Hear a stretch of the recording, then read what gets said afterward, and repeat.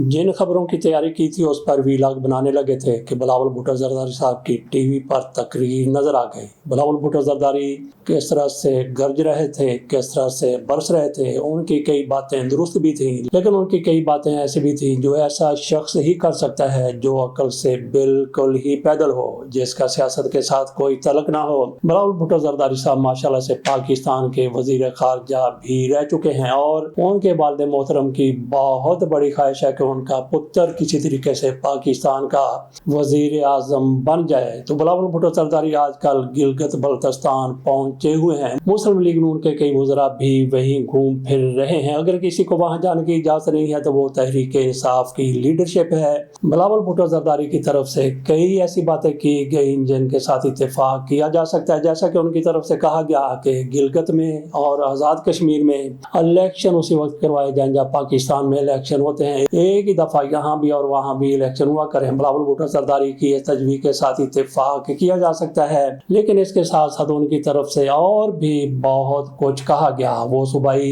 खुद मुख्तारी की बात तो पहले ही करते थे, लेकिन इस मौके पर उनकी तरफ से सूबाई असबियत को भी हवा दी गई। वो सिंध की बात कर रहे थे, ग्वादर की बात कर रहे थे। उनकी तरफ से ये भी कहा गया, गिलगित में चूंकि मौजूद थे, उनकी तरफ से ये भी कहा गया कि गिलगित के फैसले, कश्मीर के फैसले, सिंध के फैसले, ग्वादर के फैसले इस्लामाबाद में बैठा बाबू नहीं कर सकता। इनके फैसले वहीं पे होने चाहिए जहाँ पे ये लोग मौजूद हैं, यहाँ के इलाके हैं, वहीं पे ये फैसले होने चाहिए। बिलावल भुट्टो जरदारी की तरफ से ये भी कहा गया कि पीपल्स पार्टी ने हमेशा आज़ादाना इलेक्शन की बात की है, हमेशा कहा है कि इलेक्शन गैर जानबदाराना होने चाहिए। बिलावल भुट्टो जरदारी की तरफ से इससे बड़ा झूठ कभी नहीं बोला जा सकता।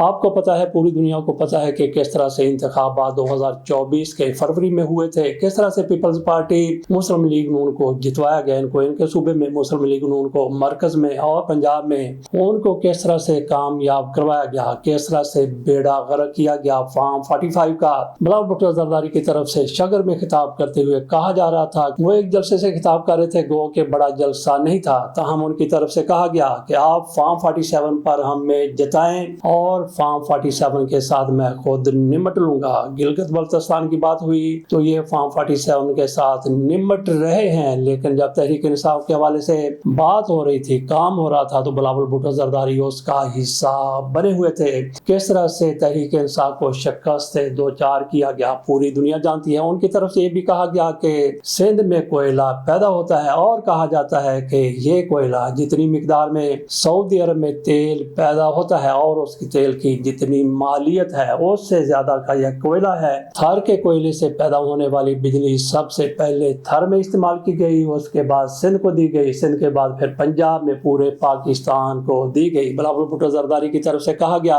कि इसी तरह से वसाइल इस्तेमाल होने चाहिए। तो पंजाब को क्या वो ये कह रहे हैं कि आप भी गंदम पहले अपने लिए रखें, उसके बाद फिर अगर वो फालतू हो जाए, ज्यादा हो जाए तो दीगर सूबों को दे दी जाए। यही हाल चीनी का भी है, दीगर भी जो अजनास पंजाब में पैदा होती हैं। बिलावल भुट्टो जरदारी ये चाहते हैं कि पहले पंजाब अपनी जरूरत के मुताबिक रखे, जबकि पंजाब की तरफ से ऐसा कभी नहीं किया जाता, बल्कि इधर पंजाब को भी जरूरत होती है, दीगर सूबों को भी चीजें सप्लाई की जाती हैं, अजनास दी जाती हैं। बिलावल भुट्टो जरदारी की तरफ से गो के कहने की हद तक एक असूल बना दिया गया है कि पहले अपनी जरूरत को पूरा करें, उसके बाद फिर दीगर सूबों को दी जाए। जिस तरह से गैस और बिजली खैबर पख्तूनख्वा में पैदा होती है, बलूचिस्तान में पैदा होती है, वो अपना हक पहले नहीं रखते हैं बल्कि दीगर सूबों को सप्लाई कर देते हैं। बिलावल भुट्टो जरदारी की तरफ से अब ये कहा गया कि पहले अपने पास रखें और उसके बाद फिर दीगर सूबों को दिया जाए।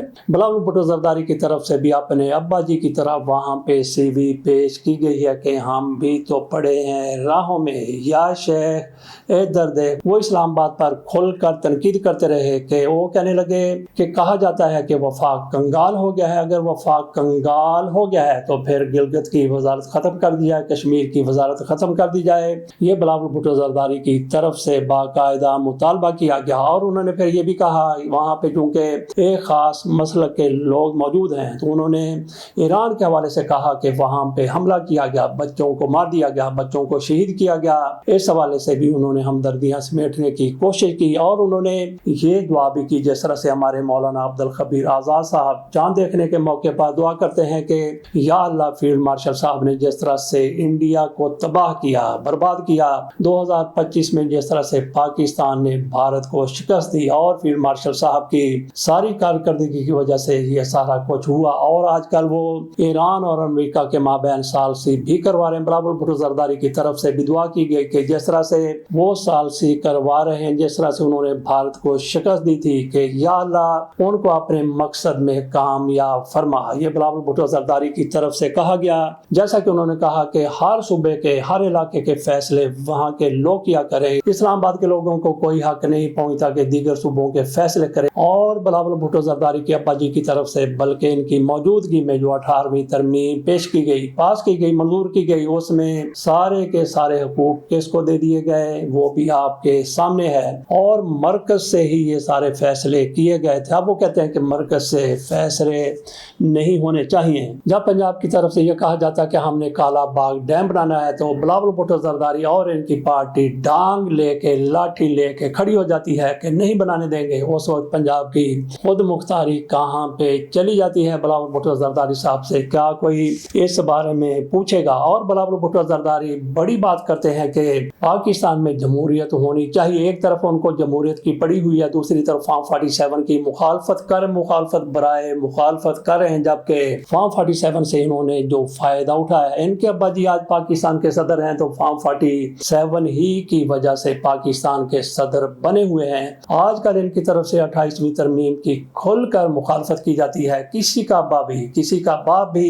ये नहीं कर सकता कि वो 18वीं तरमीम को खत्म कर दीजिए। बिलावल भुट्टो जरदारी की तरफ से कहा गया 28वीं तरमीम की खोल के मुखालफत कर रहे हैं। 26वीं आईनी तरमीम आई तो इनकी तरफ से कहा गया कि अगर अपोजिशन की तरफ से हमारी हमायत ना की गई, अगर तहरीक इंसाफ ने हमारा साथ ना दिया, तो फिर हम बरूट मेजॉरिटी के साथ ये तरमीम पास करेंगे, तरमीम को मंजूर करवाएंगे। और फिर इनकी तरफ से जारमाना मेजॉरिटी के साथ तरमीम मंजूर करवा ली गई। अब जब 28वीं तरमीम की बारी आई है तो इनकी चीखें निकल रही हैं। बाकी बिलावल भुट्टो जरदारी साहब को निविश्ता दीवार नजर आ गया। उन्होंने पढ़ लिया है जो सामने लिखा हुआ है, जो आईने में नजर आता है, बिलावल भुट्टो जरदारी को बिल्कुल नजर आ गया। देख लिया उन्होंने कि गिलगित बल्तिस्तान में इनके साथ क्या होने जा रहा है। इसीलिए वो घबराए हुए हैं, इसीलिए वो बुखलाए हुए भी हैं, इसलिए वो इस तरह की बातें करते चले जा रहे हैं कि सिंध का हक सिंध को दिया जाए, फलां का हक फलां को दिया जाए, बिल्कुल दिया जाए। लेकिन वो कहाँ से दिया जाना है? जब खुद इस्लामाबाद में बैठे होते हैं तो बड़े बड़े फैसले करते हैं, लेकिन जब दूसरी कोई पार्टी वहां पे बैठी हुई, हालांकि ये भी उनके साथ हैं, तो फिर इनको अपना सूबा और इलाका याद आ जाता है। अब चले हैं फॉर्म 47 का बंदोबस्त करने।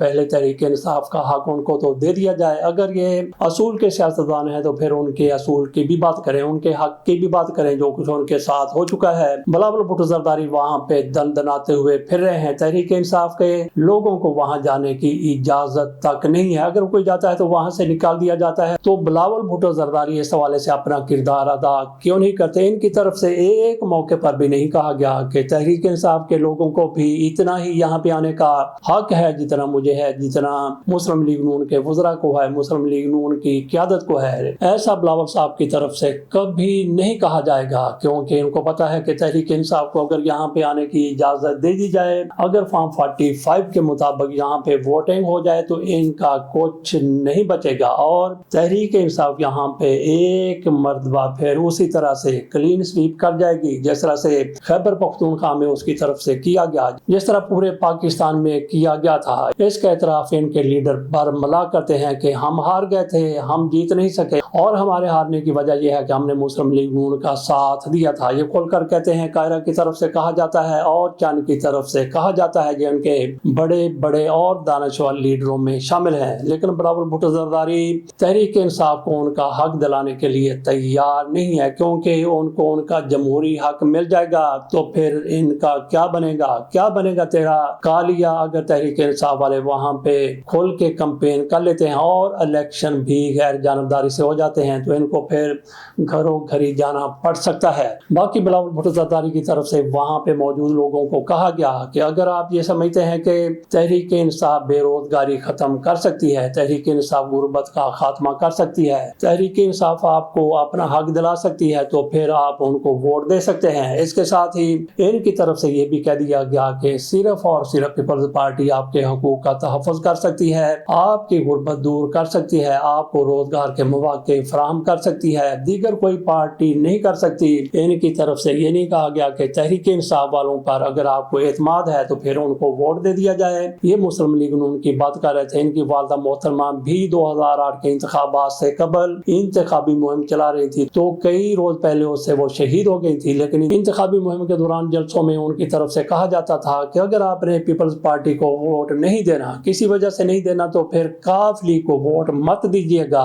پھر مسلم لیگ نون کو ووٹ دے دیجیے گا۔ ان دنوں یہ کاف لیگ سے اتنے زیادہ تنگ تھے کیونکہ وہ ایک آمر کے نیچے بیٹھی ہوئی پارٹی تھی، اسی کے سائے میں پلی ہوئی بڑی ہوئی پارٹی تھی۔ کاف لیگ اس کو کہتے تھے کہ ووٹ نہیں دینا، اور میاں نواز شریف کی طرف سے تو باقاعدہ ایک اتحاد بنا تھا جس میں جماعت اسلامی شامل تھی، جس میں عمران خان کی پارٹی شامل تھی۔ ان کی طرف سے فیصلہ کیا گیا کہ ہم بائیکاٹ کریں گے 2007 کے 8 کے انتخابات کا، لیکن پھر میاں نواز شریف صاحب اپنی بات سے پھر گئے۔ ان کو نہ جانے کس نے یقین دہانی کرا دی، کیانی صاحب کی طرف سے یقین دہانی کرائی گئی، اور آصف علی زرداری ان کے پیچھے پڑے کہ میاں صاحب آپ بھاگیے نہ، آپ دوڑیے نہ، آپ راہ فرار مت اختیار کیجیے، آپ کو آپ کا حق ضرور ملے گا۔ اور پھر میاں نواز شریف کو ان کا حق مل گیا، جبکہ کاف لیگ کو اس کا حق کس طرح سے ملا؟ وہ تیسرے نمبر پر پارٹی چلی گئی، پہلے نمبر پر پیپلز پارٹی آ گئی، دوسرے پر مسلم لیگ نون آ گئی، کاف لیگ والے پیچھے رہ گئے۔ اگر یہ بائیکاٹ کر دیتے تو کاف لیگ کو ایک مرتبہ پھر اقتدار میں آنے کا موقع مل جاتا، پیپلز پارٹی اس کے مقابلے میں ہوتی۔ اگر ساری پارٹیاں بائیکاٹ کر دیتی تو مشرف اتنے مجبور ہو سکتے تھے کہ وہ غیر جانبدارانہ الیکشن کروا دیتے، جس کا مطالبہ عمران خان کی طرف سے کیا جا رہا تھا، جماعت اسلامی کی طرف سے کیا جا رہا تھا، محمود اچکزئی کی طرف سے کیا جا رہا تھا۔ بہرحال محمود اچکزئی، جماعت اسلامی اور عمران خان نے ان الیکشن کا بائیکاٹ کیا تھا، جبکہ میاں نواز شریف صاحب پیپلز پارٹی اور کاف لیگ نے وہ الیکشن لڑے تھے۔ کاف لیگ کے تو وہ اپنے الیکشن تھے، ان کو یقین تھا کہ پرویز مشرف ہمیں کھینچ کے آگے لے جائیں گے، ہمیں ایک مرتبہ پھر جتوا دیں گے۔ وہ تو جنرل کیانی تھے، وہ آرمی چیف بن گئے اور مشرف کے سامنے وہ کھڑے ہو گئے۔ ان کی طرف سے کہا گیا کہ نو سر، کسی قسم کی بھی کوئی دھاندلی نہیں ہوگی، اور ان کی طرف سے جتنے بھی غیر جانبدارانہ الیکشن ہو سکتے تھے انہوں نے کروا دیا، اور غیر جانبدارانہ الیکشن اس طرح سے کروا دیے گیا کہ پیپلز پارٹی کے سر پر سہرا باندھ دیا گیا۔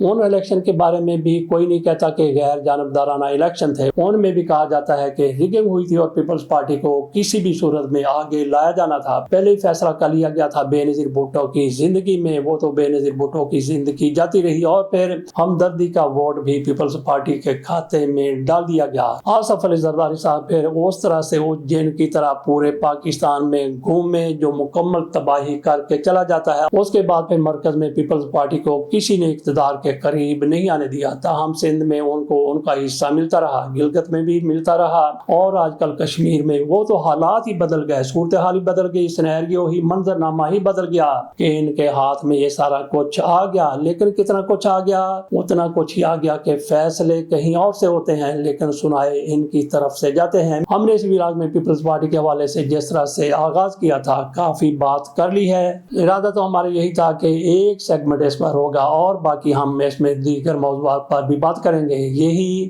ایک ویلاگ کافی طویل ہو گیا، لہٰذا یہاں سے اجازت دیجیے، اور اگلے ویلاگ کے لیے ہم الگ سے پھر آپ کے سامنے حاضر ہوں گے۔ اللہ حافظ۔